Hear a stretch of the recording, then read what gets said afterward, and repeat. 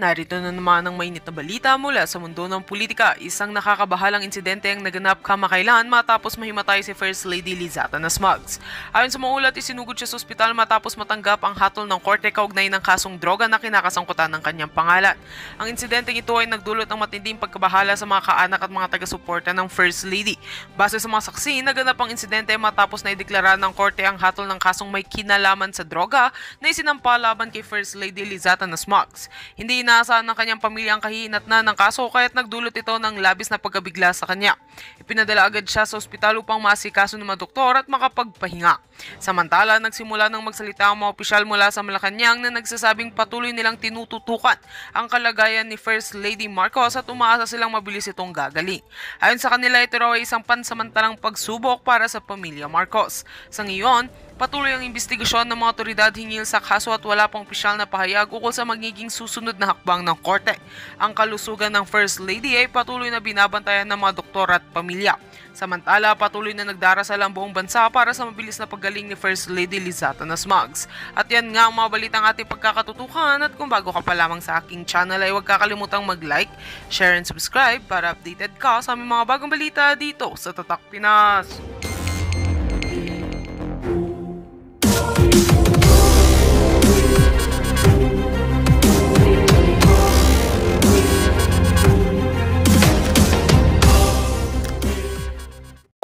Nung hindi pa todong-todo bumuboljak si Inday Sara, ang hindi sinasabi niya na wala naman, hindi pwedeng makialam yung ICC at hindi na raw babalik ang Pilipinas sa pagiging member ng ICC.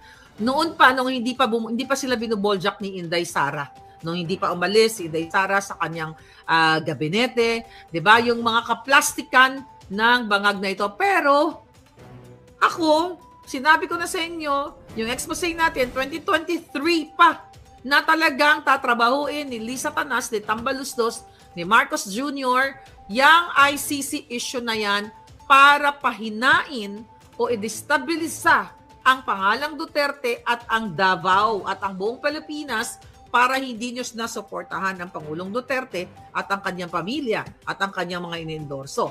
Pero nakita nyo naman ngayon, dyan yung first part ng vlog natin, sa naiya na nagbalik na yung tanimbala, nagbabalik na ang extortion. So kayo dyan sa mga bangag na supporters or mga pinklawan na nagbulag-bulagan, enjoy nyo ngayon. I don't know yung nabiktimang si Mother, kung siya ba, ano ba ang political affiliation niya, 'di ba? I don't think na Duterte, Duterte supporter. Kasi or she's active sa social media, maaring hindi siya nanonood, wala siyang pakialam sa sa political about sa usaping politika. Kasi kung Duterte supporter 'yon, nagsalta yun na diba dapat wala na to dahil si Pangulong Duterte tinanggal na to. Isasabi ni Pangulong Duterte, ipalunok sa inyo kung kayo ay magtatanim diyan ng bala or may makitang bala, di ba? Remember that. So, I doubt it kung siya ay nakafollow sa politics. Yung matanda kanina na 69 years old na binuwis, na ginulo o inabala dyan ng Bureau of Immigration, or pwede siya ay neutral lang, wala siyang alam. Pero di ba sabi niya, di ba akala ko nung previous administration, ng dating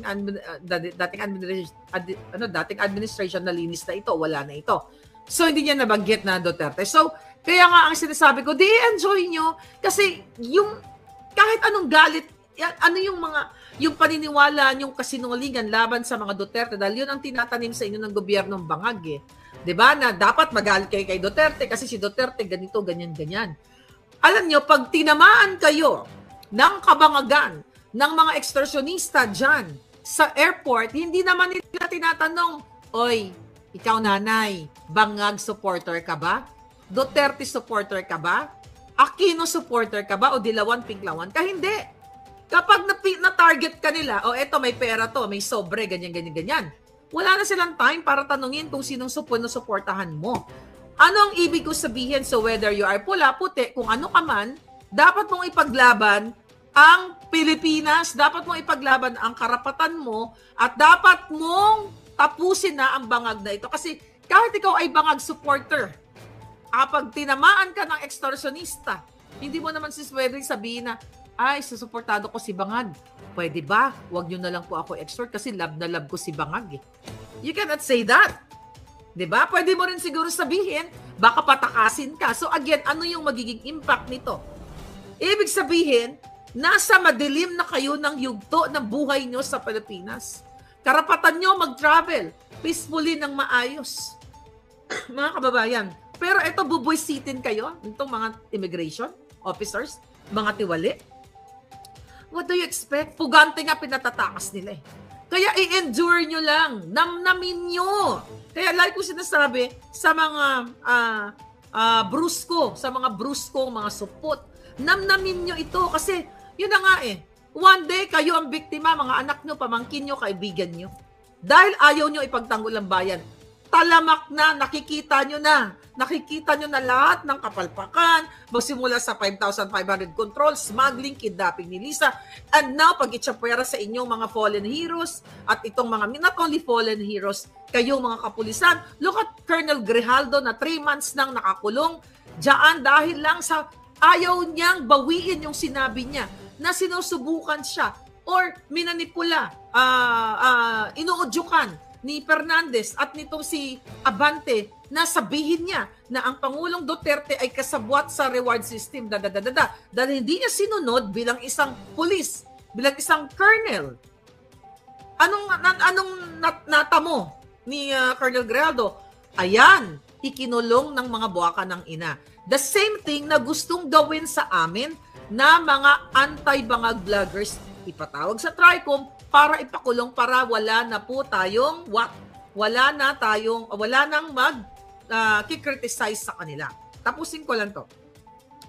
Ang sabi ng mga julul, okay, ang biyahe ni Duterte sa bansa ay nataon din sa kasagsagan ng this is all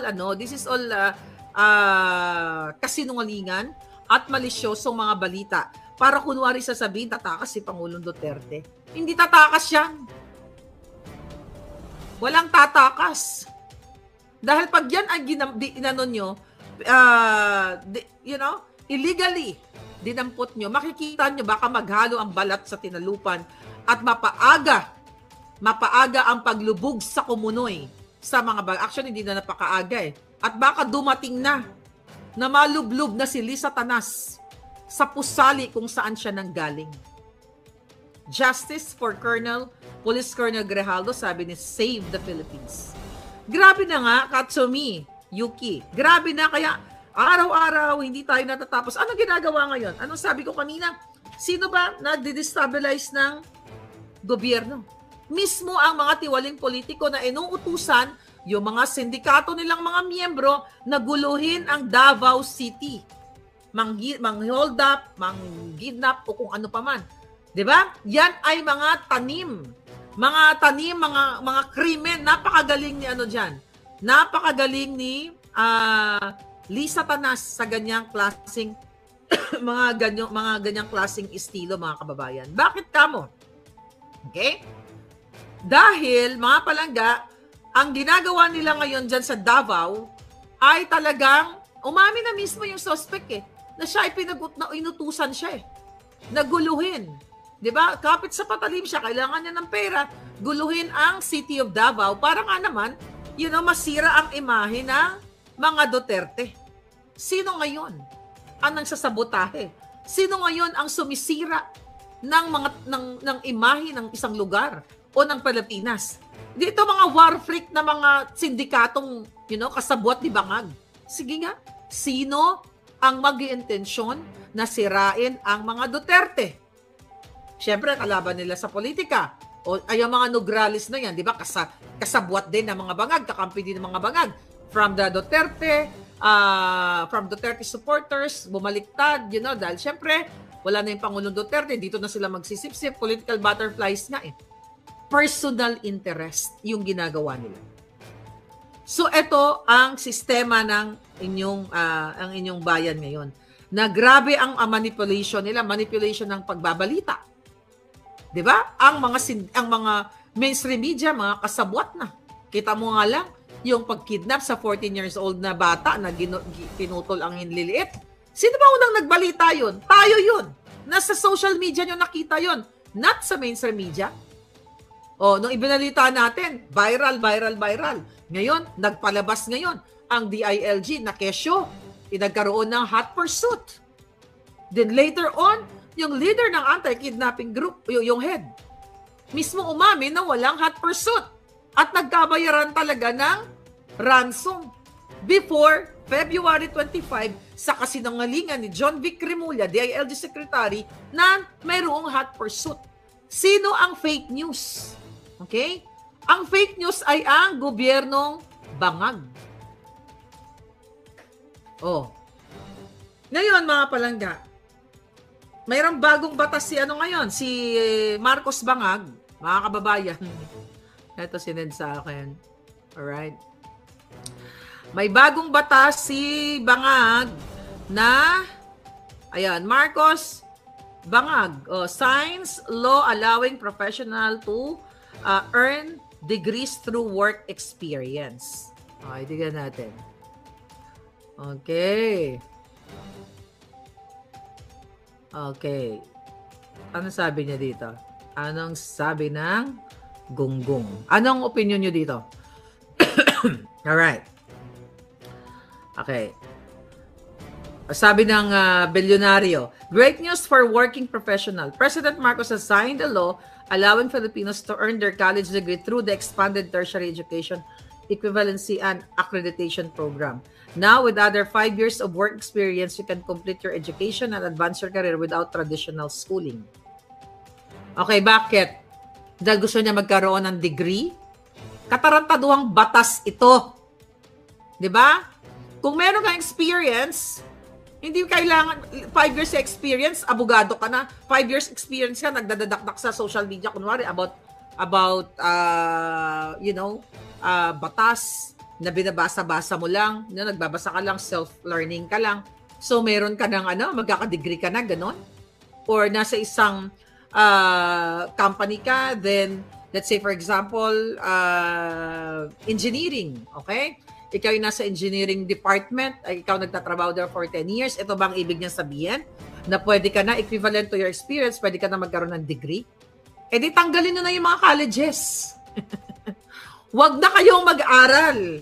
Okay, magtrabaho na lang kaagad kayo kasi through experience, sa engineering department ka, ikaw taga tingin-tingin ng mga kable dyan or whatsoever, dahil naka-experience ka ng 5 years, pwede ka na maging degree holder.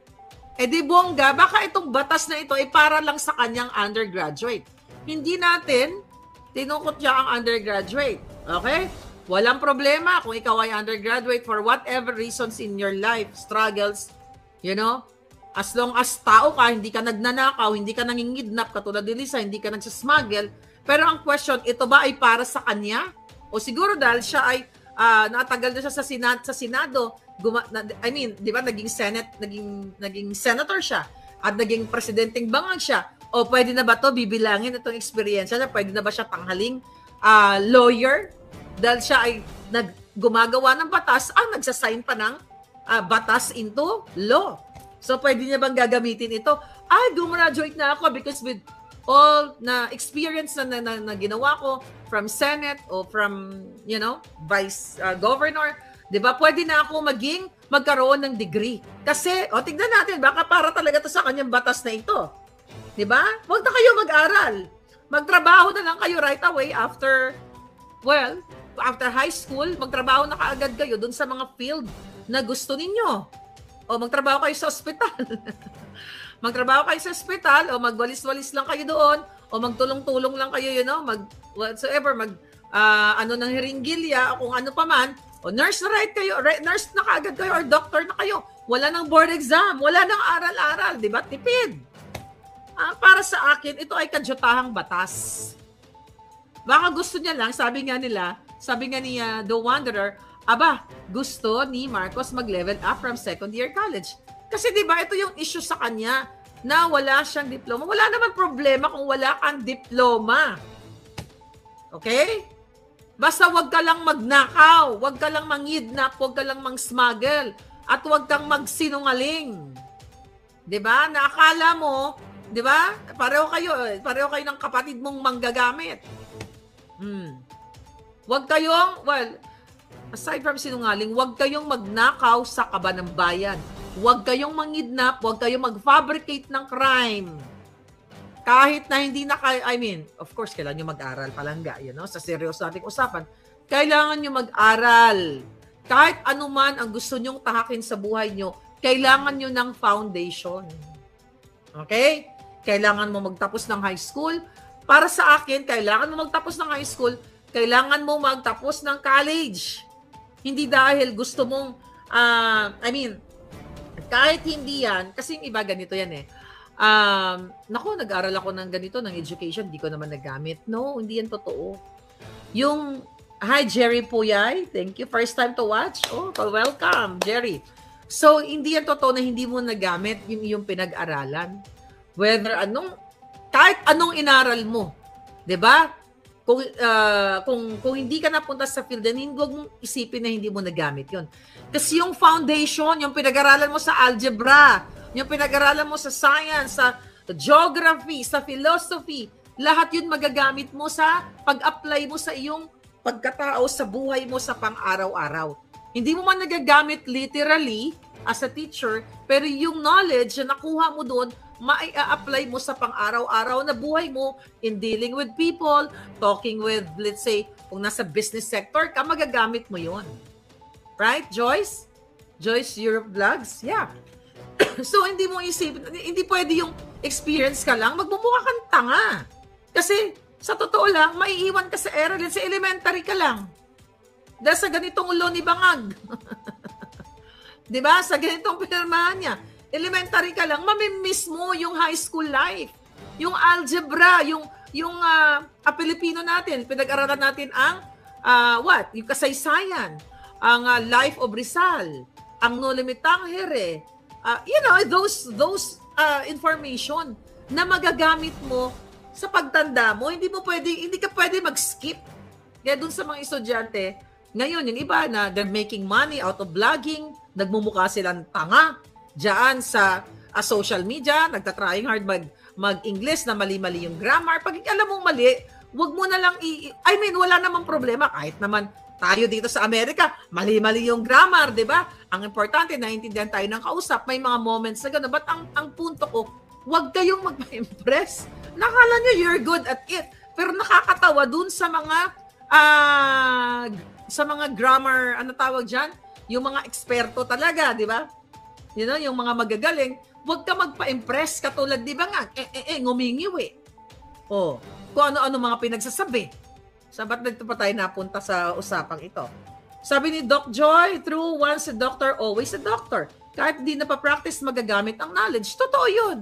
Hindi pwedeng hindi ka, for whatever reason, dahil nagbago ang isip mo, ayoko na mag-nurse, ayoko na mag-doktor, ayoko na magturo, then nag-venture ka sa business or kung ano pa man, o like travel agency or whatsoever, wag mong isipin yun na hindi na nasayang yung pinag-aralan mo. Sabi ni Roderick, Engineer Bangag. O katulad ni Bangag, nagpapanggap na engineer. O maaktong engineer. Nakala mo, alam niya yung mga design. Diba? So yun, mga kababayan. Anyway, Madam, sa lugar namin biglang pinapasok ang bahay, nagpapakilalang pulis daw sila, sabi ni Gab-Gab. Ayan. Dito din sa Amerika, mayroong ganyan, maraming ganyan. So, hanapan nyo ng badge. I don't know paano ang approach sa Pilipinas. Dahil kung yung mga nagpapanggap na pulis, pwede din yan kasabwat ng mga pulis, ng mga sindikato. Pero kung hindi sila kasabwat, ang ma-advise ko yan sa inyo, sa mga nanonood ngayon, kunin ninyo yung hotline ng police station. Hindi ko naman sinasabi lahat ng pulis sa Pilipinas ay tiwali. Marami pa rin tayong mababait na pulis. Kunin ninyo ang hotline ng pinakamalapit na pulis sa inyong lugar. Ilagay ninyo sa inyong mga pintuan or whatsoever para kapag may mga ganyan, presence of mind. Huwag niyong bubuksan, tatawagan ninyo ang police station. Sir, may kumakatok dito, police. May record po ba kayo na dito sa number, number 666 whatsoever, may pinadala kayong pulis kung ano man yung reason. Huwag kayong magbubukas ng pinto. Kasi dito sa amin, like sa akin, ako personally, may mga kumakatok.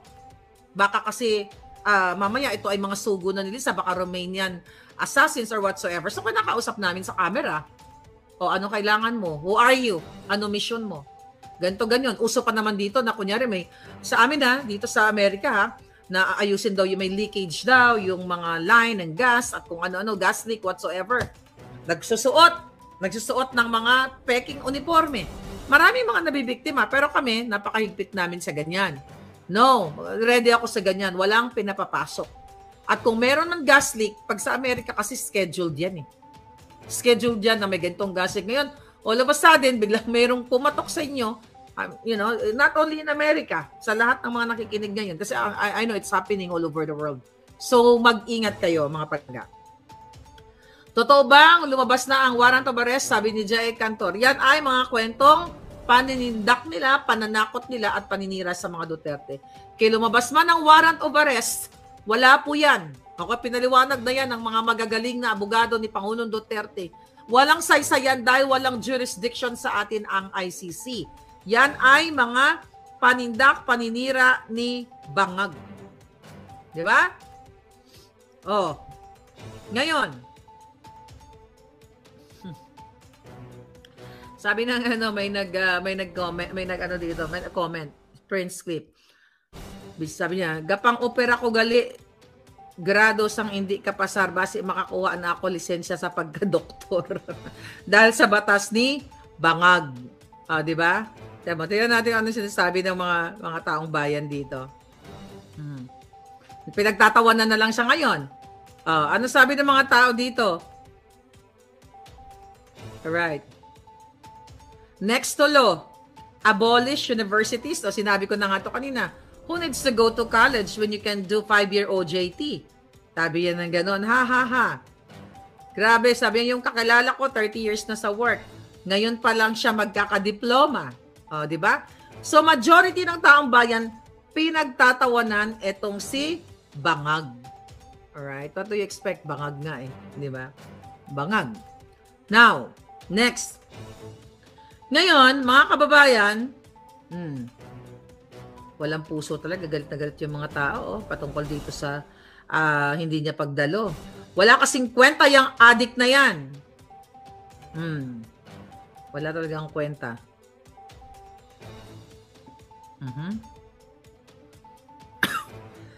Excuse me.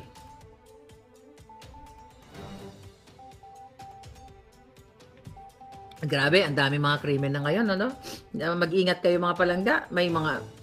Although, syempre, ang krimen hindi naman masisiroot yan. Pero sa panahon ngayon ni Bangag, may barilan, ito, mga buy-bust. Patay ang 2 lalaking pulis matapos mauwi sa enkwentro. Ang isinagawa nilang buy-bust operation sa barangay Tambubong, Bukawi, Bulacan, Sabado ng tanghali.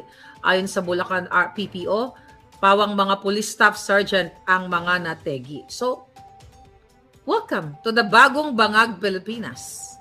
Di ba? Yeah, welcome lahat. Extortion and everything.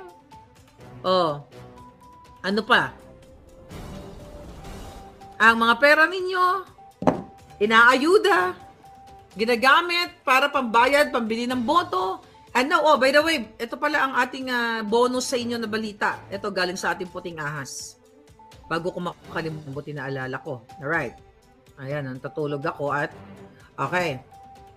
Ito si Stella Kimbo, di ba, pinatawag siya ng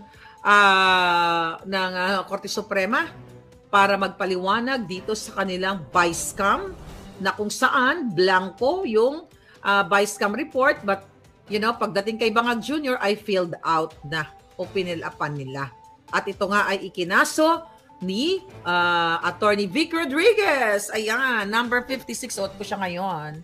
Number 56 sa balota. At syempre, andyan si Kong Marcoleta, the Duterte 9, o yung mga, you know, andyan sila ngayon sa Hong Kong, ang ano ni Pangulong Duterte.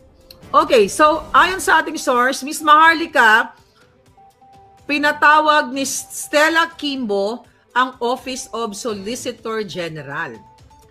Pinagalitan daw, saan niya pinagalitan, bakit daw hindi inawat ng Office of Solicitor General ang ginawang pagpapatawag sa kanya ng Supreme Court. Di ba? Kasi sabi ko sa inyo, magkakasabwat sila. So ayon sa ating putingas, dapat una pa lang ay kinontra na ng OSG ang inihaing petisyon ng grupo ni Vic Rodriguez tungkol sa vice cam na yan, ayon kay Kimbo.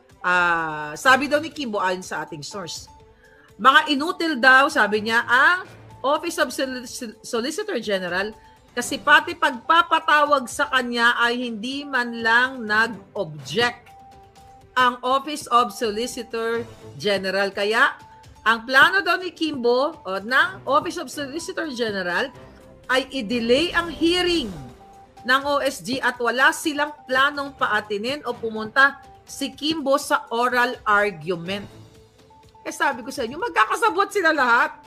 Kongreso, OSG, Senado, ngayon, yang si waiter Kilay, nandito kasama ni Lisa Tanas, si Jay kasama din. Balikan pala natin yung post ko kanina. Basta tapusin ko lang to.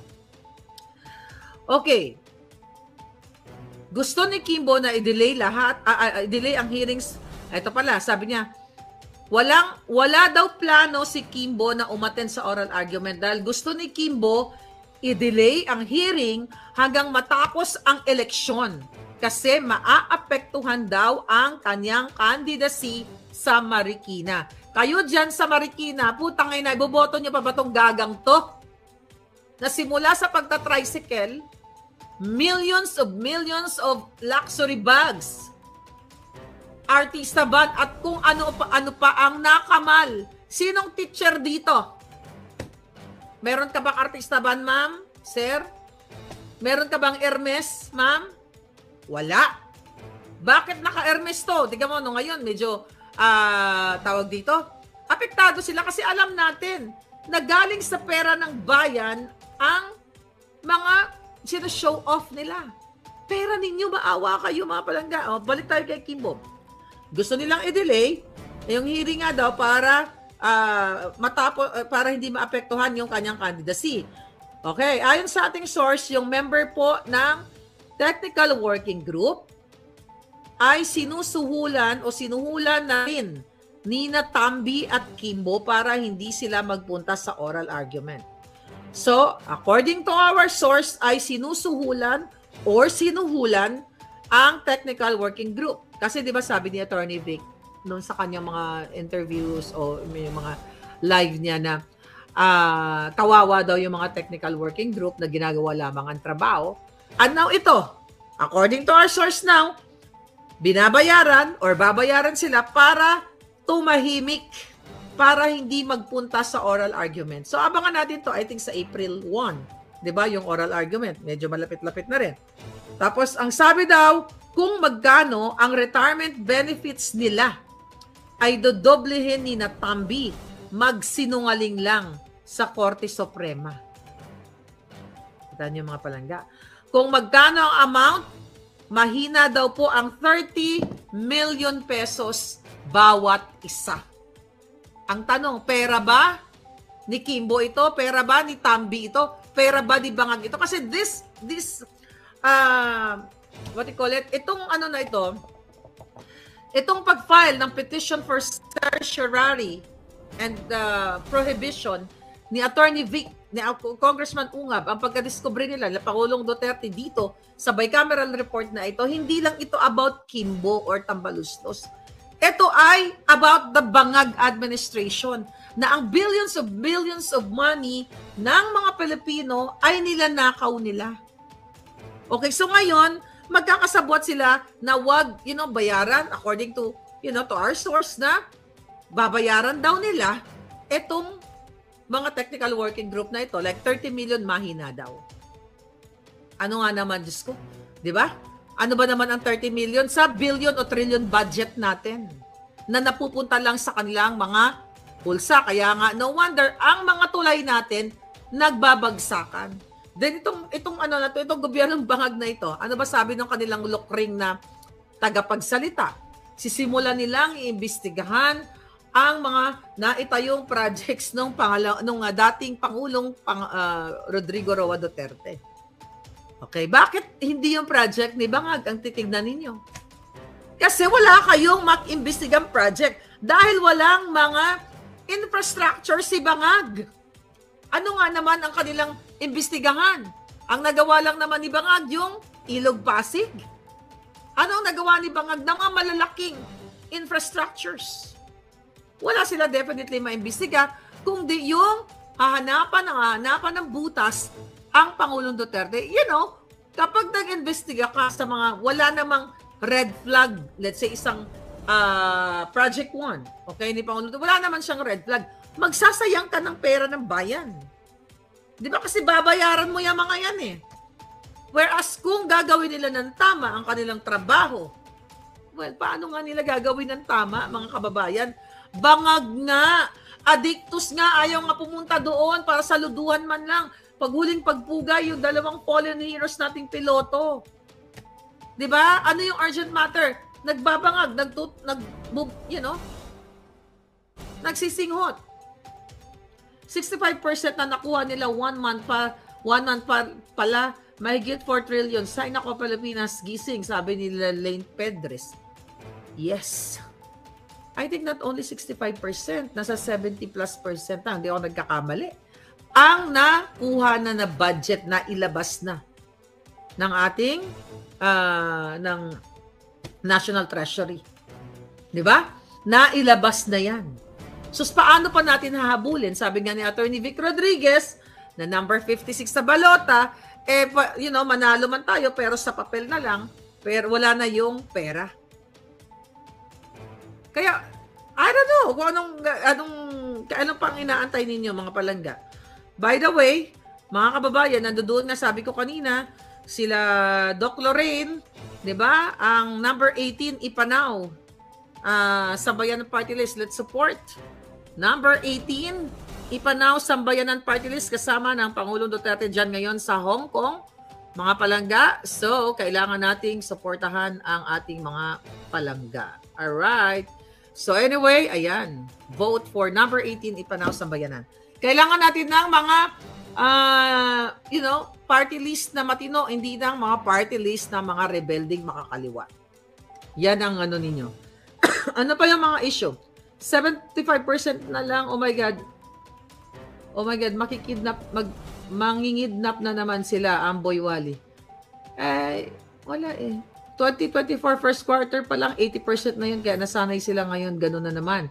Sabi nila, yun na nga mga kababayan. Kaya kailangan talagang kumilos kayo. Kasi kung hindi kayo kikilos, wala talaga tayong patutunguhan dito sa ating, sa inyong bayan. Actually, kahit naman magnakaw sila, wala naman akong pakialam. Di ba? Kung tutusin, wala akong pakialam sa inyo. Bahala kayo maghirap. Bahala kayo lumubog ang mga tulay nyo. Bumagsak ang mga peer ninyo. Magganito, magganyan, bumaha kayo dyan, lahat-lahat, di ba? Hindi man ako maapektuhan ng bahay, di ba kayo? Pero bakit natin to ginagawa? Dahil wala naman na kayong malapitan dyan sa Pilipinas. Pupunta ka sa pulis, tignan mo dyan yung mukha ni Torre. Magaling magtanim ng kaso. Okay? Magaling manggipit, magaling magsinungaling. Pupunta ka sa AFP, wala. Ayaw nga kumilos. Mga bayaran, mga tao, lahat nilisat na sino, susubungan mo. Pumunta ka sa Air Force, tignan mo yung 2 piloto. Saan ka pupunta? Pupunta ka sa Kongreso, Senado, o sa Supreme Court na lang, yung huling naiiwan dyan, na medyo kahit papaano na umaayon sa taong bayan. Sino pupuntahan nyo? You have to do something. Imagine yung nagpapatakbo sa inyo talaga, si Liza Tanas. Isang kidnapper, isang smuggler, kawatan. Ang pera ninyo ay dinadala kung saan-saan. Through cryptocurrency, lahat sila nagpapatayuan ng mansion, even mga assistant secretary, o kahit na walang pwesto yung mga ampon nila, di ba? Yung mga lahat, kamag-anak, kaibigan, nagpapatayuan ng mansion. Good luck, Philippines. Ako, personally, physically, hindi ako maapektuhan dyan. Kahit ubusin nila ang pera, kahit mabura ang Pilipinas sa mundo, kahit mabura kayo. 'Di ba? Ito lang. Ito lang napag-usapan kasi nakakagalit na Kahit burahin kayo for whatever, maapektuhan ba ako? Hanggat hindi nabubura ang Amerika, hindi na gugurgur kami dito, hindi ako apektado. Pero kayo, kailangan nyo manindigan. Kasi even yung mga sandatahang kasuputan, mga duwag. My God. Saan kayo pupunta? Okay? Gold reserve, naubos na. Yes. Kailan kayo kikilos? Pero baka malapit na you'll never know. Sabi ni DW Lingayen, party, sex, and bupolboron. Exactly. Yun nga yung ginagawa nila eh. Nene Ayag, kumusta ka dyan, Palangga? Si Glenn Saguban, may karma din yung mga yan. Sabi ni Feli Gabuyo, may karma din sa mga yan, including yung household nila sa paglamon ng mga nakaw sa pera ng bayan, mga walang utang na loob, binabayaran, gawa si bangag ng batas, siya nga walang natapos, giatay, sabi ni Lo Aber. Tanim